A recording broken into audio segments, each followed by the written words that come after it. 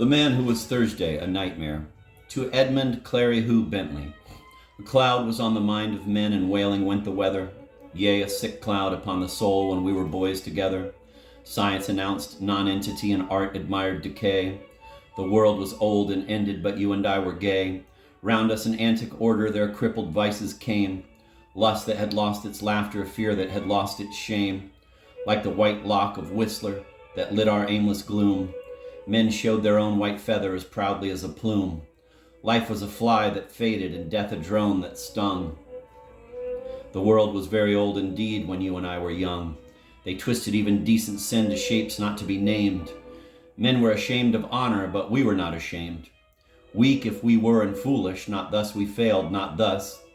When that black ball blocked the heavens, he had no hymns from us. Children we were, our forts of sand were even as weak as we.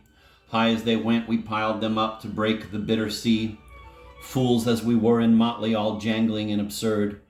When all church bells were silent, our cap and bells were heard. Not all unhelped, we held the fort, our tiny flags unfurled. Some giants labored in that cloud to lift it from the world. I find again the book we found, I feel the hour that flings far out of fish-shaped Paumanok some cry of cleaner things. And the green carnation withered as in forest fires that pass, roared in the wind of all the world 10 million leaves of grass, or sane and sweet and sudden as a bird sings in the rain. Truth out of Tusitala spoke, and pleasure out of pain. Yea, cool and clear and sudden as a bird sings in the gray. Dunedin to Samoa spoke, and darkness unto day. But we were young, we lived to see God break their bitter charms.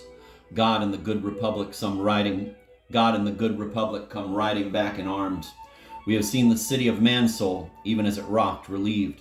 Blessed are they who did not see, but being blind believed. This is a tale of those old fears, even of those emptied hells, and none but you shall understand the true thing that it tells. Of what colossal gods of shame could cow men and yet crash. Of what huge devils hid the stars yet fell at a pistol flash. The doubts that were so plain to chase, so dreadful to withstand. Oh, who shall understand but you, yea, who shall understand? The doubts that drove us through the night as we two talked amain, and day had broken on the streets ere it broke upon the brain. Between us by the peace of God such truth can now be told. Yea, there is strength in striking root and good in growing old. We have found common things at last in marriage and a creed, and I may safely write it now, and you may safely read. G.K. Chesterton.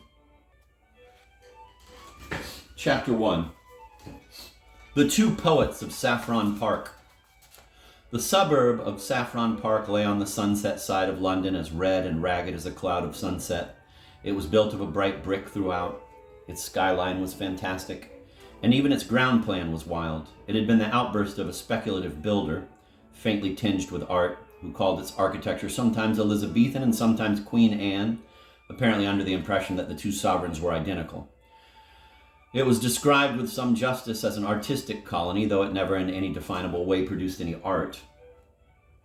But although its pretensions to be an intellectual center were a little vague, its pretensions to be a pleasant place were quite indisputable. The stranger who looked for the first time at the quaint red houses could only think how very oddly shaped the people must be who could fit into them.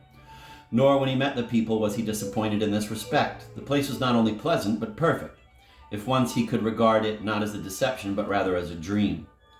Even if the people were not artists, the whole was nevertheless artistic. That young man with the long auburn hair and the impudent face, that young man was not really a poet, but surely he was a poem.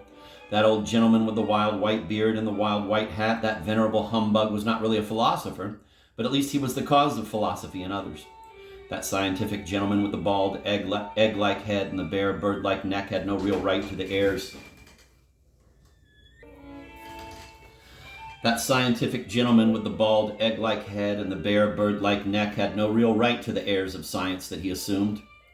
He had not discovered anything new in biology, but what biological creature could he have discovered more than singular than himself?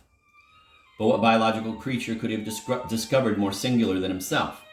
Thus and thus only the whole place had properly to be regarded. It had to be considered not so much as a workshop for artists, but as a frail but finished work of art. A man who stepped into its social atmosphere felt as if he had stepped into a written comedy. More especially, this attractive unreality fell upon it about nightfall, when the extravagant roofs were dark against the afterglow and the whole insane village seemed as separate as a drifting cloud. This again was more strongly true of the many nights of local festivity when the little gardens were often illuminated, and the big Chinese lanterns glowed in the dwarfish trees like some fierce and monstrous fruit. And this was strongest of all on one particular evening, still vaguely remembered in the locality of which the auburn-haired poet was the hero. It was not by any means the only evening of which he was the hero. On many nights those passing by his little back garden might hear his high, didactic voice laying down the law to men and particularly to women. The attitude of women in such cases was indeed one of the paradoxes of the place. Most of the women were of the kind vaguely called emancipated, and professed some protest against male supremacy. Yet these new women would always pay to a man the extravagant compliment which no ordinary woman ever pays to him, that of listening while he is talking. And Mr. Lucian Gregory, the red-haired poet, was really, in some sense, a man worth listening to, even if one only laughed at the end of it. He put the old cant of the lawlessness of art and the art of lawlessness with a certain impudent freshness which gave at least a momentary pleasure. He was helped in some degree by the arresting oddity of his appearance, which he worked, as the phrase goes, for all it was worth. His dark red hair parted in the middle was literally like a woman's, and curved into the slow curls of a virgin in a pre-Raphaelite picture. From within this almost saintly oval, however, his face projected suddenly broad and brutal, the chin carried forward with a look of cockney contempt. This combination at once tickled and terrified the nerves of a neurotic population. He seemed like a walking blasphemy, a blend of the angel and the ape.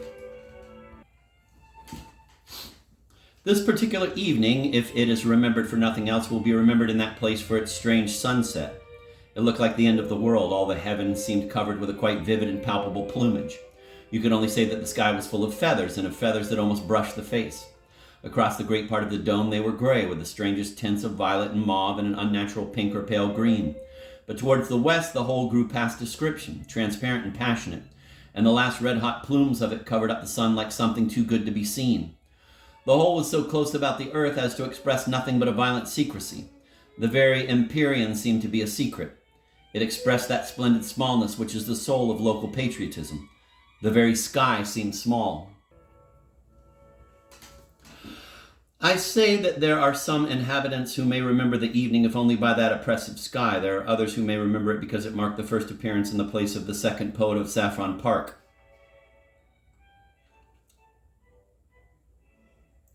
For a long time the red-haired revolutionary had reigned without a rival. It was upon the night of the sunset that his solitude suddenly ended. The new poet, who introduced himself by the name of Gabriel Syme, was a very mild-looking mortal with a fair, pointed beard and faint yellow hair, but an impression grew that he was less meek than he looked.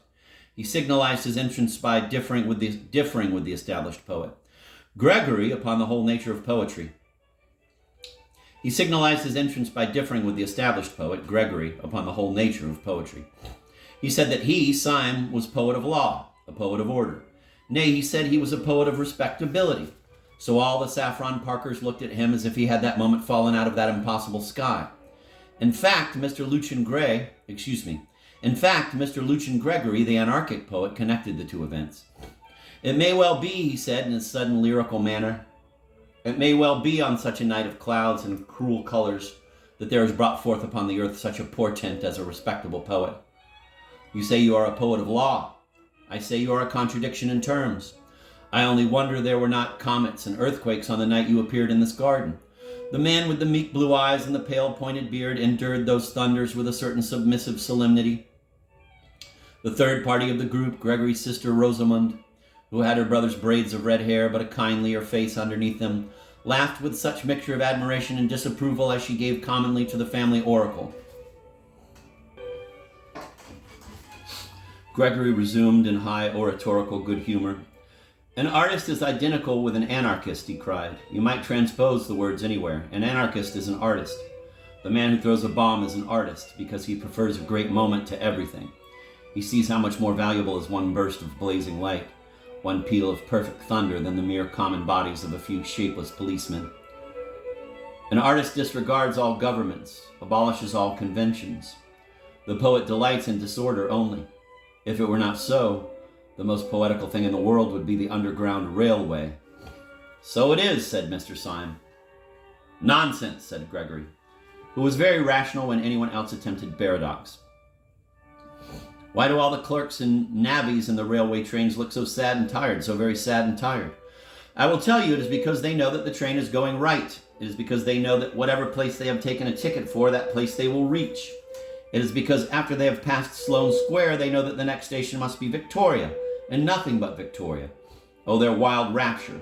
Oh, their eyes like stars and their souls again in Eden. If the next station were unaccountably Baker Street. It is you who are unpoetical, replied the poet Syme. If what you say of clerks is true, they can only be as prosaic as your poetry. The rare, strange thing is to hit the mark. The gross, obvious thing is to miss it. We feel it is epical when man with one wild arrow strikes a distant bird. Is it not also epical when man with one wild engine strikes a distant station? Chaos is dull, because in chaos the train might indeed go anywhere, to Baker Street or to Baghdad. But man is a magician, and his whole magic is in this, that he does say Victoria, and lo, it is Victoria. No, take your books of mere poetry and prose. Let me read a timetable, with tears of pride. Take your Byron, who commemorates the defeats of man. Give me Bradshaw, who commemorates his victories. Give me Bradshaw, I say. Must you go? Inquired Gregory sarcastically. I tell you, went on Syme with passion, that every time a train comes in, I feel that it has broken past batteries of besiegers, and that man has won a battle against chaos. You say contemptuously that when one has left Sloane Square, one must come to Victoria. I say that one might do 1,000 things instead, and that whenever I really come there, I have the sense of hair's breadth escape. And when I hear the guard shout out the word Victoria, it is not an unmeaning word. It is to me the cry of a herald announcing conquest. It is to me, indeed, Victoria. It is the victory of Adam. Gregory wagged his heavy red head with a slow and sad smile. And even then, he said, we poets always ask the question, and what is Victoria now that you have got there? You think Victoria is like the New Jerusalem? We know that the New Jerusalem will only be like Victoria. Yes, the poet will be discontented even in the streets of heaven. The poet is always in revolt. There again, said Syme irritably.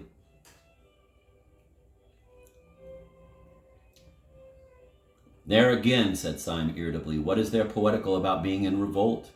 You might as well say that it is poetical to be seasick. Being sick is a revolt. Both being sick and being rebellious may be the wholesome thing on certain desperate occasions, but I'm hanged if I can see why they are poetical. Revolt in the abstract is revolting. It's mere vomiting. The girl winced for a flash at the unpleasant word, but Syme was too hot to heed her. It is things going right, he cried. That is poetical. Our digestions, for instance, going sacredly and silently right. That is the foundation of all poetry. Yes, the most poetical thing, more poetical than the flowers, more poetical than the stars, the most poetical thing in the world is not being sick. Really, said Gregory superciliously. The examples you choose. I beg your pardon, said Syme grimly. I forgot we had abolished all conventions.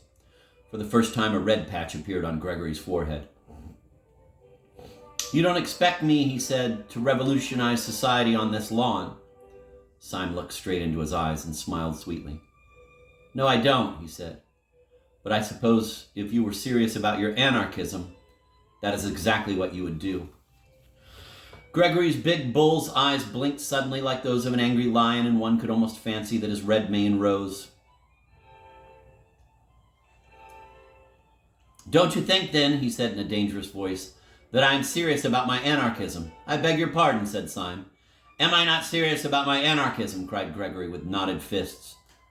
My dear fellow, said Syme, and strolled away. With surprise, but with a curious pleasure, he found Rosamund Gregory still in his company. Mr. Syme, she said, do the people who talk like you and my brother often mean what they say? Do you mean what you say now? Syme smiled. Do you? He asked. What do you mean? Asked the girl with grave eyes. My dear Miss Gregory, said Syme gently, there are many kinds of sincerity and insincerity. When you say thank you for the salt, do you mean what you say? No, when you say the world is round, do you mean what you say? No, it is true, but you don't mean it. Now, sometimes a man like your brother really finds a thing he does mean. It may be only a half-truth, quarter-truth, tenth truth, but then he says more than he means, from sheer force of meaning it. She was looking at him from under level brows. Her face was grave and open, and there had fallen upon it the shadow of that unreasoning responsibility which is at the bottom of the most frivolous woman. The maternal watch which is as old as the world.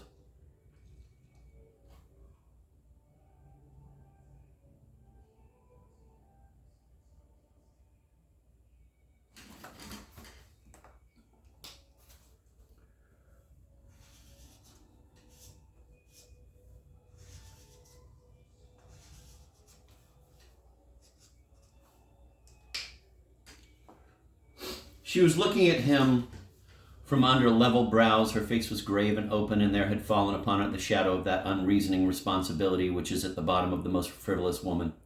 The maternal watch which is as old as the world.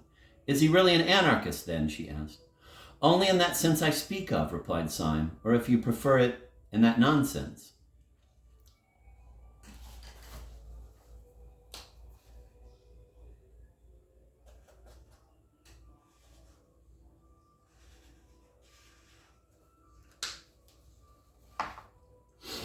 Only in that sense I speak of, replied Syme, or if you prefer, in that nonsense. She drew her broad brows together and said abruptly, he wouldn't really use bombs or that sort of thing.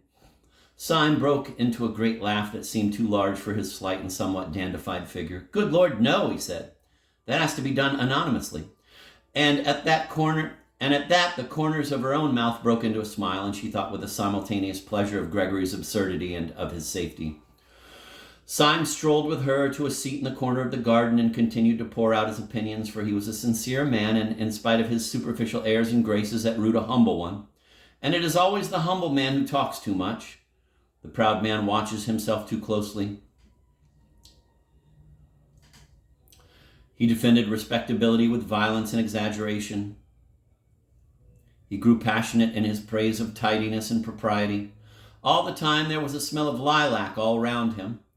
Once he heard very faintly in some distant street a barrel organ begin to play, and it seemed to him that his heroic words were moving to a tiny tune from under or beyond the world. I'm going to reread that paragraph. Syme strolled with her to a seat in the corner of the garden and continued to pour out his opinions, for he was a sincere man, and in spite of his superficial airs and graces, at root a humble one, and it is always the humble man who talks too much. The proud man watches himself too closely. I don't know if I think that's true.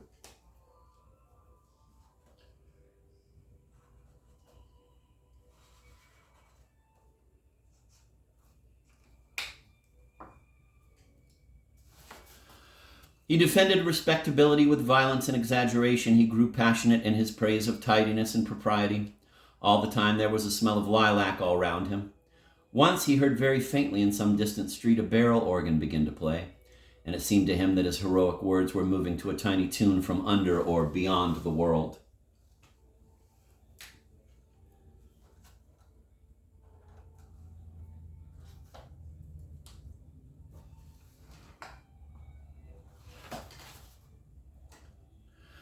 He stared and talked at the girl's red hair and amused face for what seemed to be a few minutes.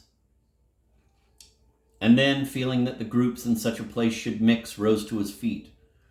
To his astonishment, he discovered the whole garden empty. Everyone had gone long ago, and he went himself with a rather hurried apology.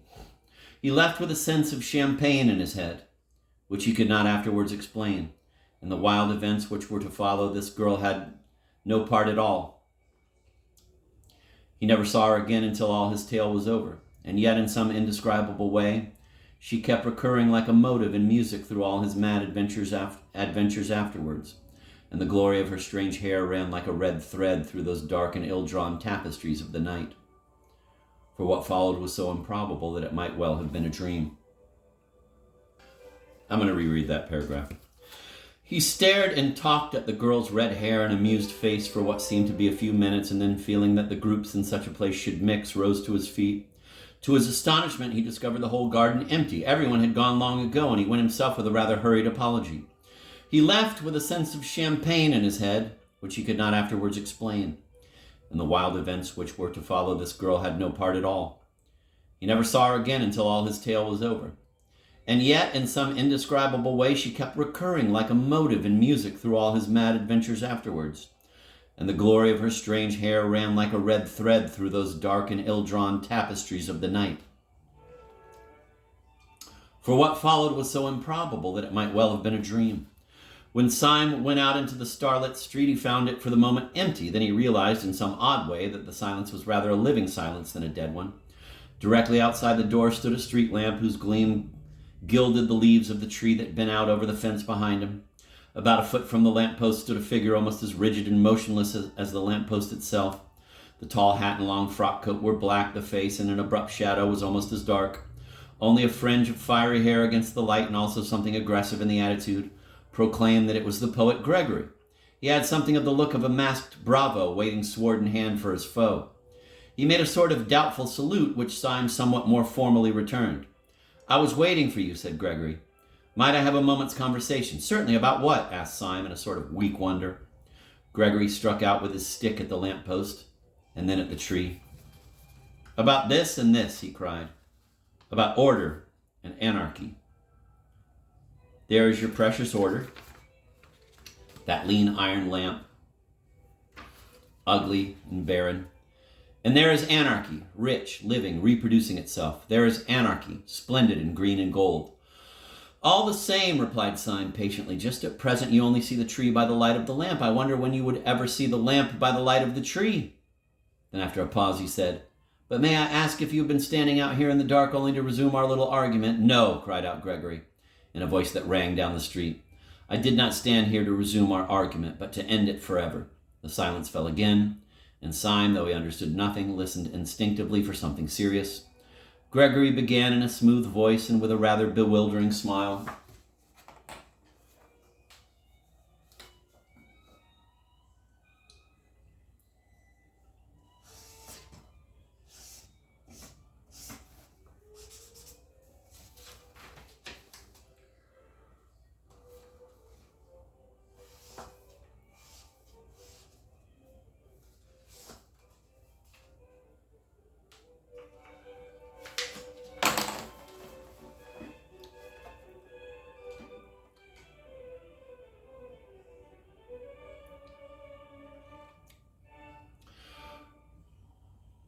The silence fell again, and Syme, though he understood nothing, listened instinctively for something serious. Gregory began in a smooth voice and with a rather bewildering smile.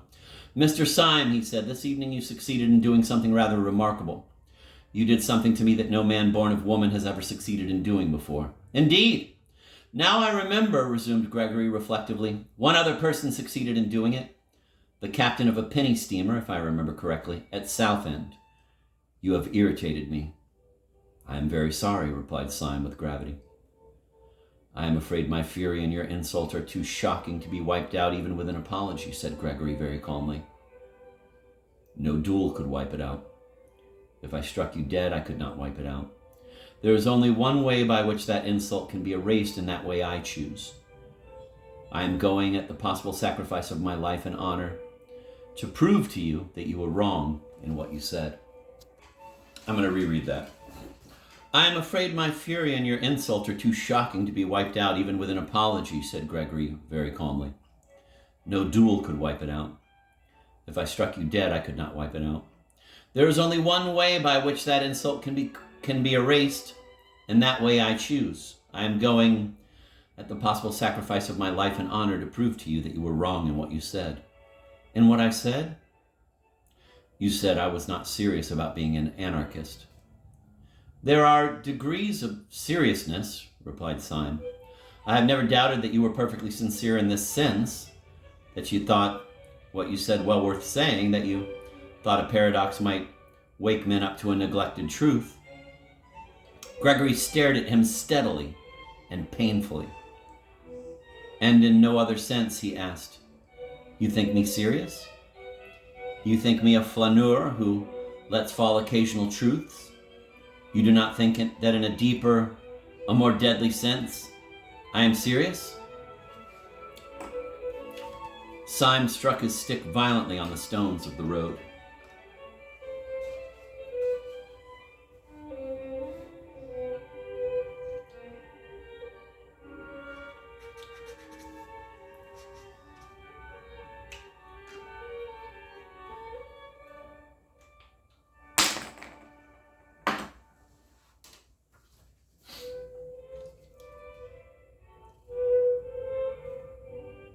Syme struck his stick violently on the stones of the road. "Serious!" he cried.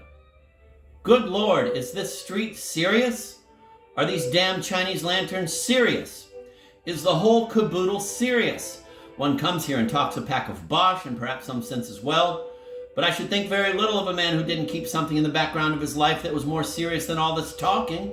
Something more serious, whether it was religion or only drink." "Very well," said Gregory, his face darkening. "You shall see something more serious than either drink or religion." Syme stood waiting with his usual air of mildness until Gregory again opened his lips. "You spoke just now of having a religion. Is it really true that you have one?" "Oh," said Syme with a beaming smile, "we are all Catholics now." "Then may I ask you to swear by whatever gods or saints your religion involves that you will not reveal what I am now going to tell you to any son of Adam, and especially not to the police? Will you swear that? If you will take upon yourself this awful abnegation, if you will consent to burden your soul with a vow that you should never make, and a knowledge you should never dream about, I will promise you in return." "You will promise me in return?" inquired Syme as the other paused. "I will promise you a very entertaining evening." Syme suddenly took off his hat.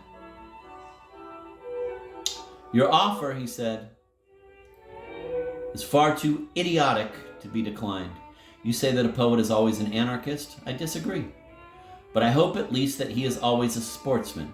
Permit me, here and now, to swear as a Christian and promise as a good comrade and a fellow artist that I will not report any of this, whatever it is, to the police. And now, in the name of Colney Hatch, what is it?" "I think," said Gregory with placid irrelevancy, "that we will call a cab." He gave 2 long whistles, and a hansom came rattling down the road. The two got into it in silence. Gregory gave through the trap the address of an obscure public house on the Chiswick bank of the river. The cab whisked itself away again, and in it these 2 fantastics quitted their fantastic town. Chapter 2: The Secret of Gabriel Syme.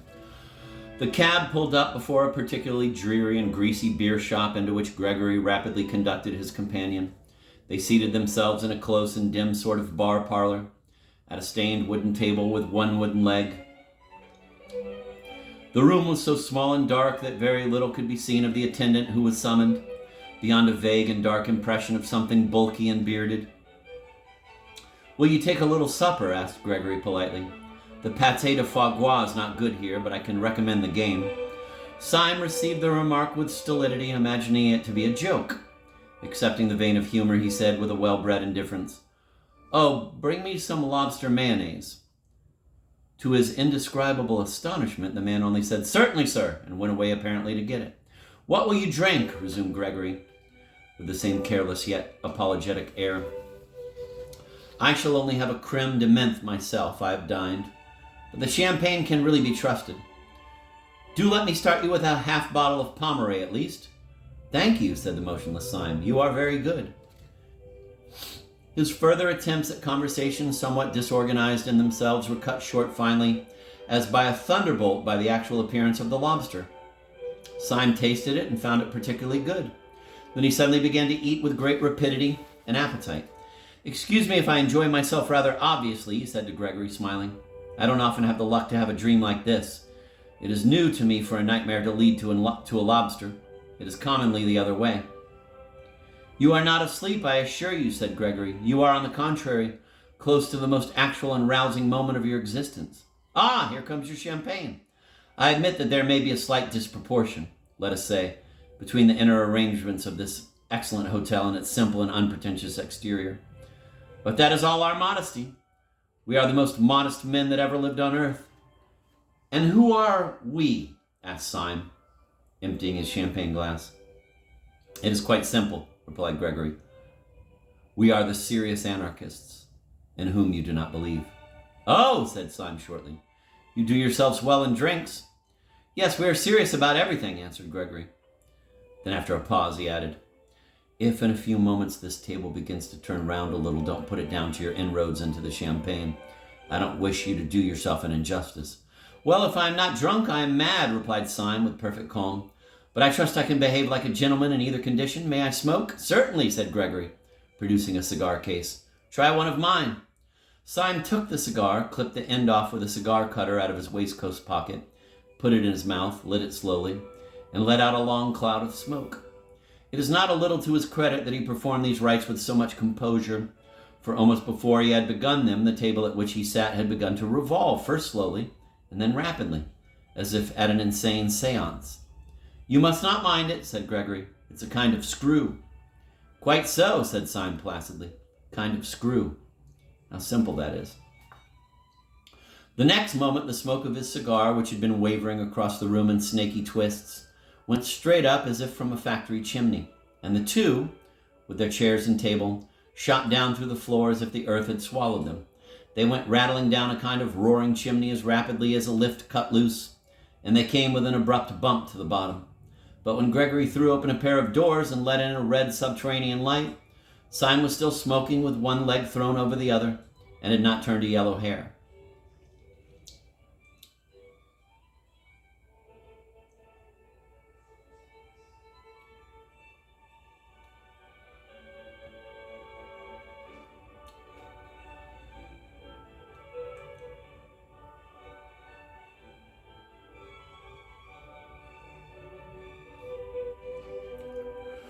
Gregory led him down a low, vaulted passage at the end of which was the red light. It was an enormous crimson lantern, nearly as big as a fireplace, fixed over a small but heavy iron door.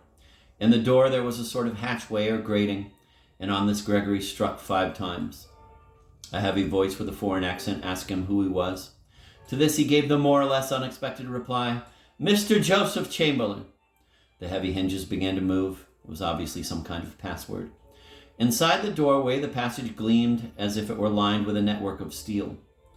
On a second glance, Syme saw that the glittering pattern was really made up of ranks and ranks of rifles and revolvers, closely packed or interlocked. I must ask you to forgive me all these formalities, said Gregory. We have to be very strict here.